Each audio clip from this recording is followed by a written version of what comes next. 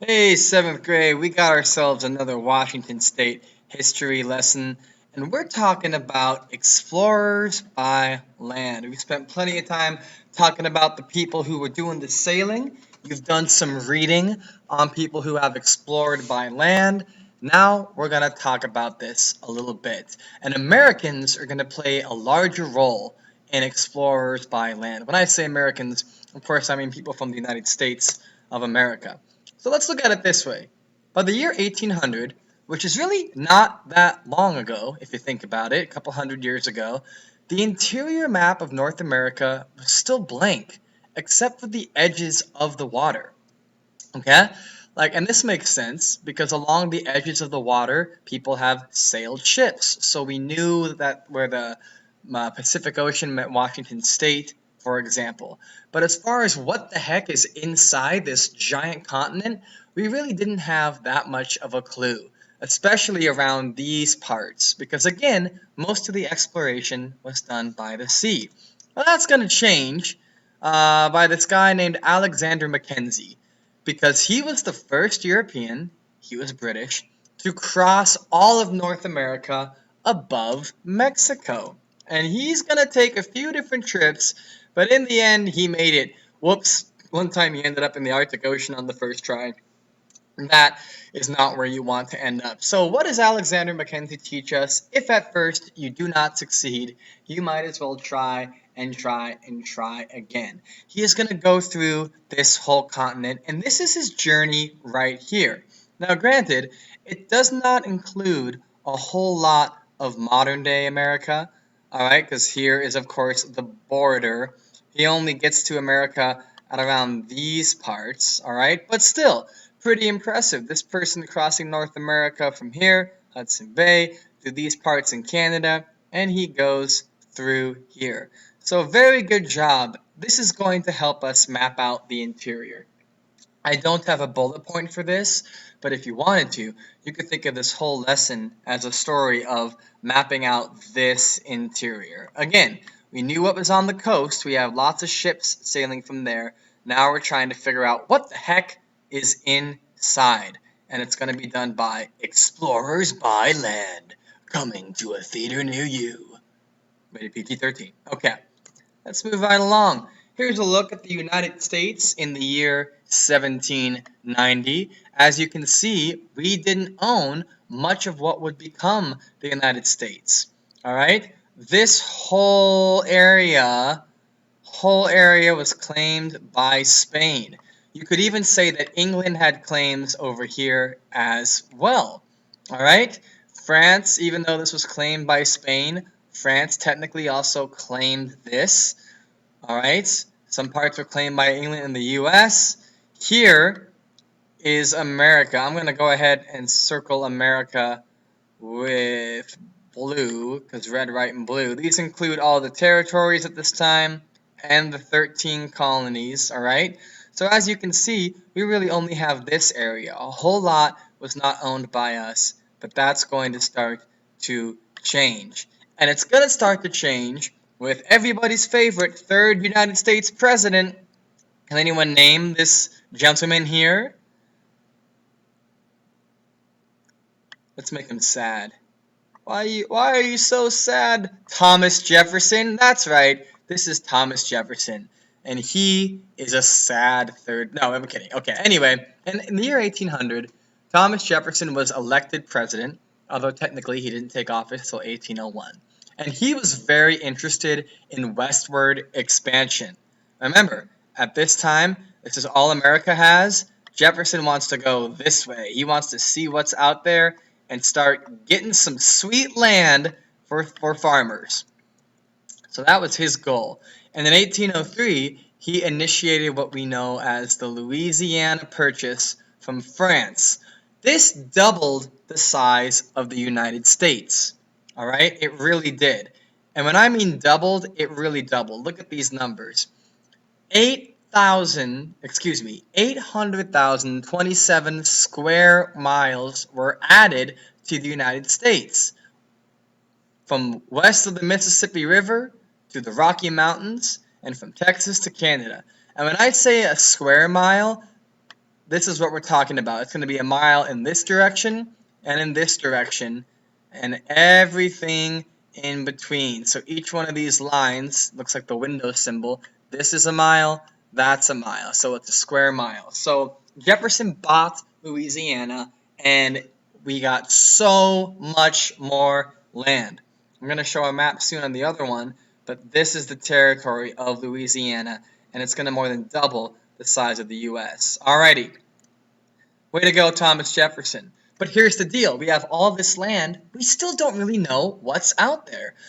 The French owned it, and I should say Thomas Jefferson bought this from a little man. Maybe you've heard of him. His name is Napoleon Bonaparte. He was the Emperor of France at this time. France was busy fighting literally everybody in Europe, and they needed money because wars are expensive.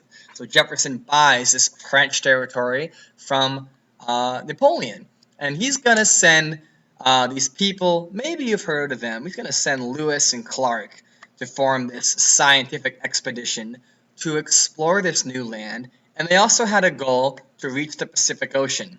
At this time, no American had walked from coast to coast, so Lewis and Clark are going to be those tasked with that job. And this is a very difficult job. For example, Lewis and Clark could get all the way to the Pacific Ocean and then die. And if everyone on that trip died, no one would have brought back the maps that they made, the scientific journals they kept, the animals they logged. We wouldn't have known.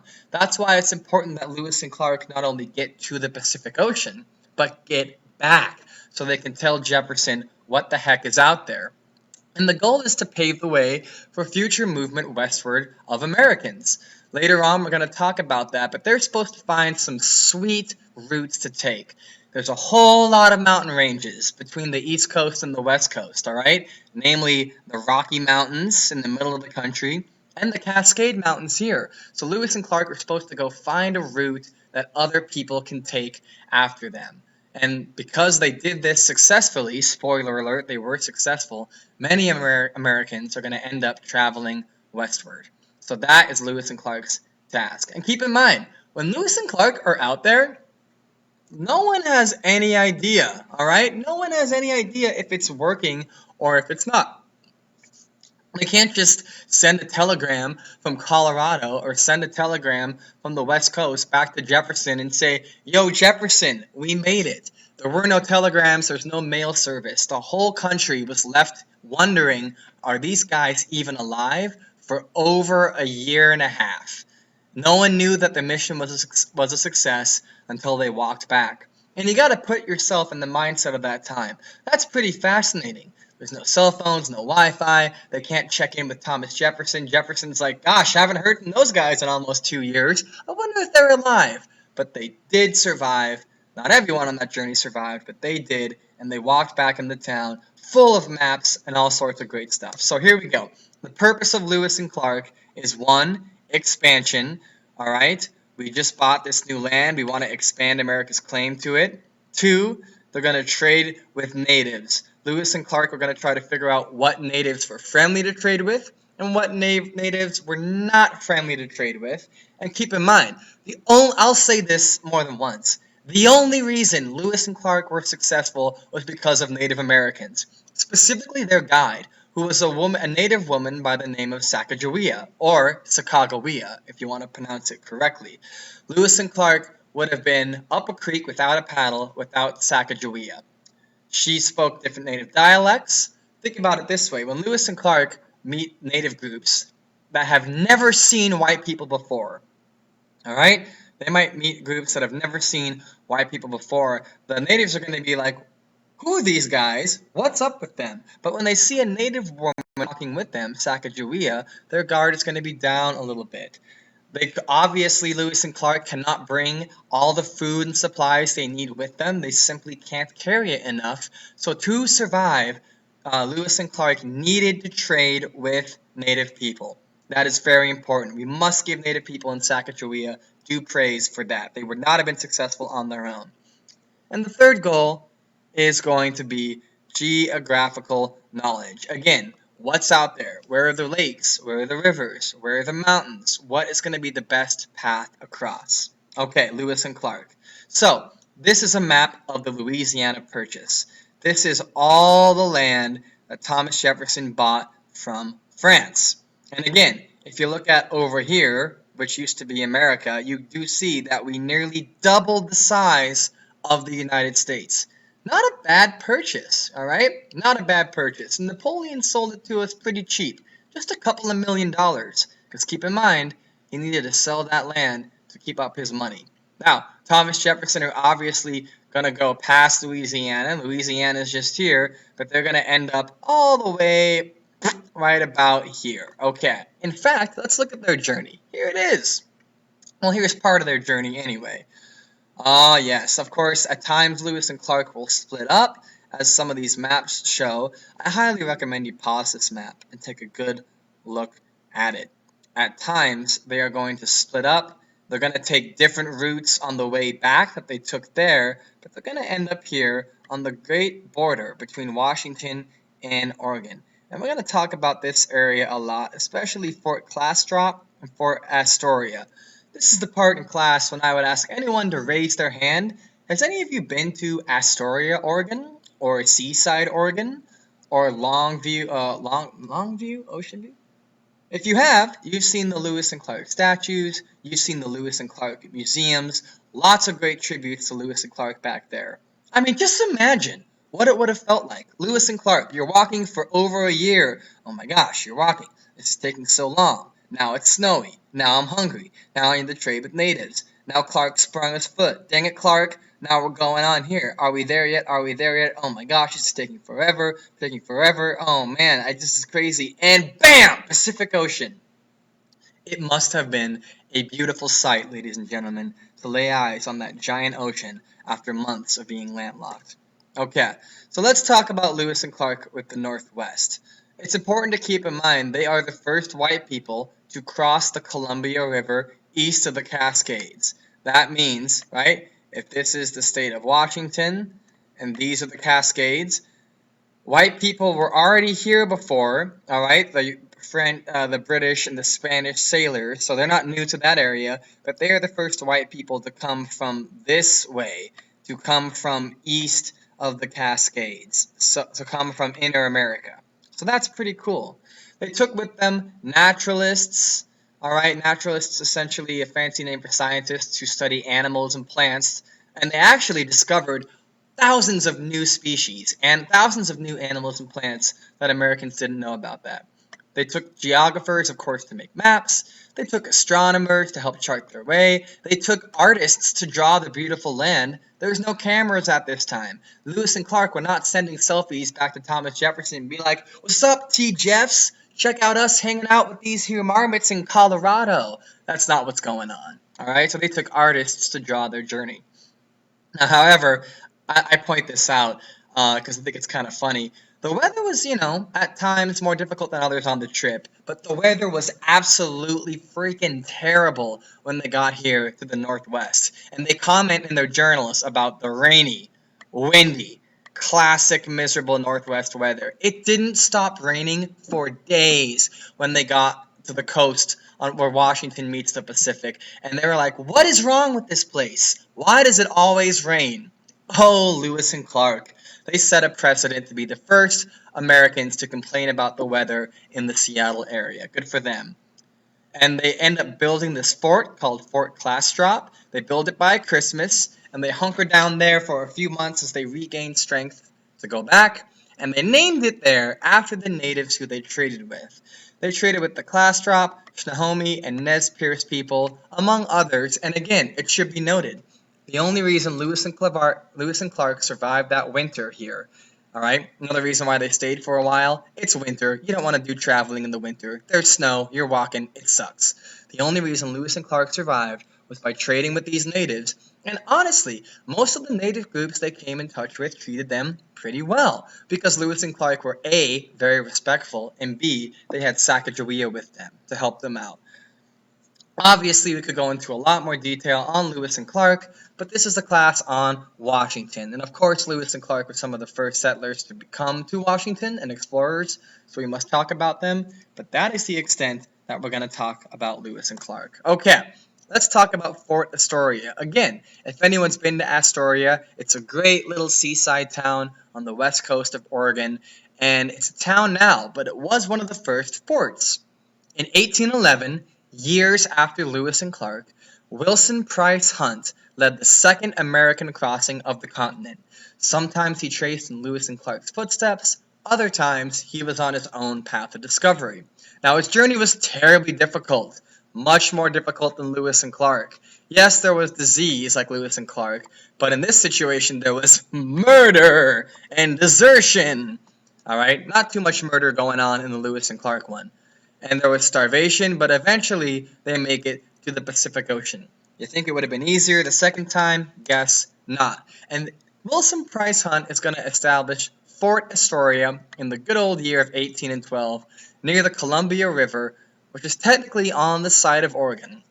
However, his goal was to set up some fur trading to trade with the Europeans and Chinese merchants who were all along the west coast, but they failed to be prosperous in their fur trading. However, Fort Astoria didn't go completely away, and now it's a city in Oregon.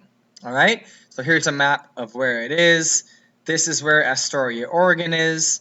Alright, this is where Fort Astoria was.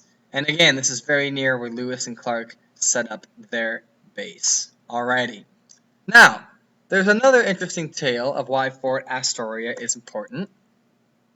Oh, by the way, this is not a picture of actual Fort Astoria. This is taken on the centennial 100 years after this. So this would be in 1912. People tried to recreate what the original fort would have looked like. So they got together and they rebuilt it. Pretty cool.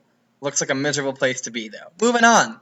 Fort Astoria. One day, when they're hanging out at Fort Astoria, an English gentleman by the name of David Thompson shows up. And David Thompson just finished something incredible. Alright? He was working for the Northwest and the Hudson Bay companies. Those were some big English companies, and we're going to talk more about the Hudson Bay Company later. And they tasked him with doing something. So imagine this. You're Wilson Price Hunt, hanging out in Fort Astoria. David Thompson shows up, and he has the first full map of the Columbia River ever. This is huge, a huge deal. No one's ever mapped all of the Columbia. We knew where the start was pretty well, because people like Robert Gray and others sailed it, but the Columbia goes all up in here. And he was the first person to map it.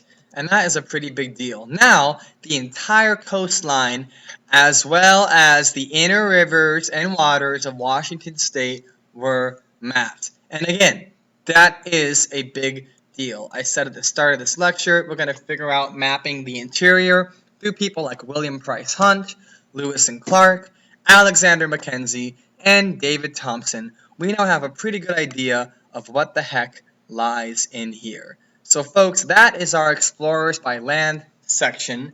Not as much to talk about as Explorers by Sea, but still important.